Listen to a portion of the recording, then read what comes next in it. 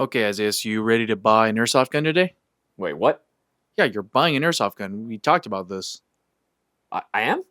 Yeah, we discussed you buying an airsoft gun today. I don't remember this at all, dude. Well, we're filming today, so I hope you brought some cash with you. Actually, I have 200 bucks right now. Wait, you just carry 200 bucks on you just like that? You don't? What's going on, boomers and doomers? My name is Isaiah, and on today's episode, we're going to be taking a look at what $200 can exactly get you. What are the best guns that you can get for $200? And by best, I don't specifically referring to performance. There are many different categories we're going to be going over when it comes to the best, right? So keep that in mind when watching this video. The first gun on this table is going to be the Specna Arms F03. Now, this is part of the Flex lineup from Specna Arms, which is going to be their more affordable lineup. It's going to be sporting full polymer construction with, of course, some exceptions like the outer barrel and the buffer tube. What's metal that needs to be metal is metal. Let's go for that, right? It is going to be using a very simple, very clean M-LOK rail. No QD though, a little disappointing. Polymer upper lower receiver. Full mod stock here. This is going to be the battery compartment because it is rear wired, so you get plenty of battery space. Nice little flip up iron sights on here. Nothing too crazy. And out of the box, you will be getting a high cap magazine and a low power FPS spring. The internals of this are also going to be very, very simple. This is going to be using a standard version 2 gearbox, which actually is a good thing, especially at this price point, which means you have a blank canvas that is ready to accept any upgrades you so choose. Now, it is going to be sporting a 603 Type 4 inner barrel, rotary style hopper chamber, and a quick change spring system, which makes that included spring that much more useful because you'll be able to swap out the springs on the fly. In terms of performance, the Specna Arms F03 performs exactly where you would expect it to be. The range and accuracy are going to be very, very solid, and that is going to be mostly due part to the 603 Type 4 inner barrel and the rotary style hop chamber. The rate of fire is going to be pretty alright. This is going to be, well, look, here's the thing, guys. We at Airsoft GI fire a lot of different airsoft guns, right? So it's not going to be super standout. The closest thing to this as far as comparable performance would probably be a Lancer Gen 2. But still, I highly would recommend this. This is a very solid pick, especially at the price point. The Specna Arms F03 currently retails for about $169. Nice. This being a sub $200 gun, you are saving quite a bit of money there. And at $169, you are saving a good amount. And with that amount, you can use that to go ahead and pick up a battery and a charger. Everything you need to get out and start playing. The next gun on this list is going to be the Arcturus LWT Mark 1 CQB 10-inch, a mouthful, but it's Arcturus, so you can expect some high quality from this gun. Externally, the gun is also going to be sporting polymer construction throughout, metal where it needs to be though, so don't worry. Up in the front, you are going to be using a nice 10-inch M-LOK rail system, but there is going to be some Picatinny already fixed in position here. Not too bad. I actually dig the look of this. Going to be scrolling on down, and you are going to be sporting a polymer upper and lower receiver, in addition to this originally designed stock, which is supposed to house plenty of battery space, and I tested it out. It's pretty good. Not bad. You are going to be getting these oddly designed sights on here. I'm not too sure what, again, it's not my aesthetic, but I do like that they are flip up. Arcturus actually does a very good job of giving you a lot of value, a lot of stuff you get right out of the box. It's a whole groceries list worth of items. You'll end up getting a sheet of available Arcturus stickers that you can pick up, a replacement black flash hider, this little bird cage here. You also get a Dean's to Tamiya adapter, very useful. A coaster, you know, in case you want to let the guests use the good coasters, right? You have guests coming over. A fridge magnet, and of course, an instruction manual. Everything that you need to get out and play and then some. Forgot to mention, another item you get right out of the box is going to be Arcturus's quality control slip, just letting you know that it had been QC'd and it's ready to go. The internals are exactly what you come to expect from Arcturus. High quality throughout. This is going to be using a 602 Type 4 inner barrel because they got to be extra and just beat everyone else, right? Rotary style hop-up chamber, expertly shimmed gearbox. Again, something about Arcturus worth noting. There's not many companies that go to that level of attention to detail when it comes to their shim job, so good on you, Arcturus. This is also going to be coming included with a pre-installed micro switch, so you're going to get that nice mechanical click every time you pull that trigger. You'll also be getting a quick change spring system. Performance-wise, it punches well within its weight class. The range and performance are going to be very, very solid, mostly due in part to that 602 Type 4 inner barrel. It's a good quality barrel. It actually gets the job done very, very well. It is going to be a little bit lacking, in my opinion, when it comes to the trigger response and rate of fire, but it's not bad. It is still very satisfying because of the micro switch trigger that you get. The Arcturus LWT Mark 1 CQB carbine 10-inch, again, such a big mouthful, currently retails for about $175 on Airsoft GI. I think the price is there. Arcturus is a fairly newer company, so they want people to know how good quality they are when it comes to their internals. And shooting this guy, yeah, I can definitely see it. It definitely feels like a high quality airsoft gun, and you are getting it for a pretty damn good deal. One quick thing though, this is going to be the distinguishing feature that's going to separate this gun from all the other M4s within this price point. It has a functioning bolt catch. All right, I'm sick and tired of talking about M4s and ARs. Let's talk about some AKs. The next gun on this list is going to be the Lancer Tactical 10T AK Carbine Riz AEG. Lancer, this naming system, it's got to stop. You got to figure out yourself. Regardless, this is a very unique looking gun amongst the sea of other style AK builds you see on the field. I really dig this platform, and I think you're going to as well. One of the more unique facts about this airsoft gun is that this particular AK is not based on any mass-produced model that exists out there. In fact, if anything, this kind of reminds me, strangely enough, of Travis Haley's custom AK that he has. But either way, I think it's really, really cool. And we're gonna get into the externals of this gun. This AK is comprised mostly out of polymer with a few exceptions, of course. What needs to be metal is metal. That's gonna include the outer barrel, the buffer tube, the dust cover, and of course the mock bolt. You do get a nice quad rail here. Again, plenty of real estate for any sort of accessories. We have a nice little AFG on there. You can put an optic on top, whatever suits your fancy, right? You also get a retractable polymer stock on here. The one gripe I have about this is the fact that even though they have this full like SOP mod stock on here, it's not rear wired. It is still wired to the top, which, you know, I gotta question why, but regardless, that ain't too bad. It is going to be very, very lightweight. A lot of AKs that you see on the field, especially like more traditional AKs, or even AKs that have rail systems similar to this, they're very, very front heavy. So this feels nice and balanced, very lightweight, very perfect for a lot of players that want something more lightweight when they're running around playing. All right, next we're gonna move on to the internal. Hold on. Doesn't this thing just do something for you?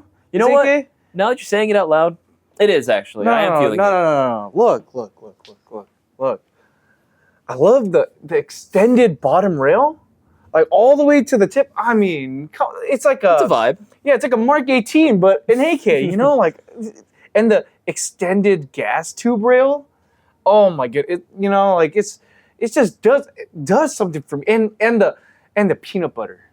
Come on, the peanut butter. The peanut butter is nice. How many AKs come out of the box in peanut butter? What about the ambi charging handle? And the ambi, it's a Travis Haley special. That custom made ambi charging handle. I mean, you know what? Come on, man. I'm digging this a lot, but I feel like there's one person that probably would still not like this though. Probably Cisco. Cisco? Yeah. Yeah, I mean, he has like, what, 89 M4s and one AK? Yeah, he hasn't even done anything to the AK. I know, man. He's lost on me, man. He's lost on me. But Arcturus, take notes. Make an Arcturus version of this. You know, I don't care how expensive it is, all right? Make the hinge rail dust cover, rear wire it, you know? Make sure to have this quad rail and peanut butter, all right? Take notes, Arcturus, take notes. Are you done interrupting me? All right, good. Now we're moving on to the internals. Now the internals, I'll be completely honest with you guys, is nothing really fancy. This is an older gun, so it is going to be using some older internals. It is a standard version 3 gearbox. You don't get no rotary style hop-up chamber. You don't get a Type 4 inner barrel. You don't get a quick change spring system, but like we said, this is a standard version 3 gearbox. Version 3 gearbox is the second most common type of gearbox that you can get on the airsoft market, so that means parts are readily available for this bad boy. You can do so much with this, the potential is basically limitless, which is what I appreciate about this gun.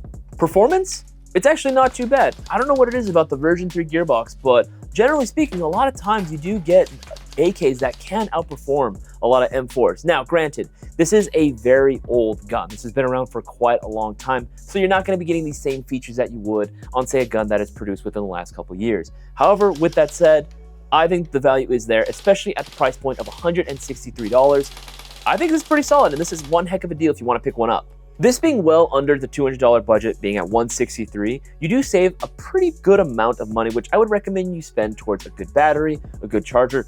But what I would personally recommend, pick up a Unicorn Airsoft Type 4 inner barrel. It's going to come included with the bucking. Install that into this bad boy, and the fact that it's a version 3, you're going to be out shooting most of the guns on this list, especially those M4s. Still riding the AK hype train, next on the list is going to be the Double Bell AKS-74N AEG. This is going to be another AK, a classic style, not so much unique like the last one, but something a little bit more along the kosher line of things. Externally is where this Double Bell AK shines. It is going to be using a full metal construction. Now, obviously, the handguard, pistol grip, and the magazine are going to be made out of polymer, but that's because, you know, just like the real one, they're going to be made out of polymer. But everything else like the metal barrel, the receiver, the dust cover, even the triangular folding stock is going to be comprised of metal. And this triangular stock is actually really solid, folds in nice and compact. It's got to be one of the coolest looking stocks you can get on an AK in my opinion. This is definitely more on the traditional side of the AK aesthetic spectrum. So you're not going to be getting any sort of crazy rail system or other accessories right out of the box. However, just like the real AK-74, you will be getting a side rail mount for you to add an actual mount for any sort of optic if you'd like. That goes right above the dust cover. If you wanted to, personally, I kind of like rocking it just plain. I think it's a vibe, honestly. Internally, it follows the same doctrine.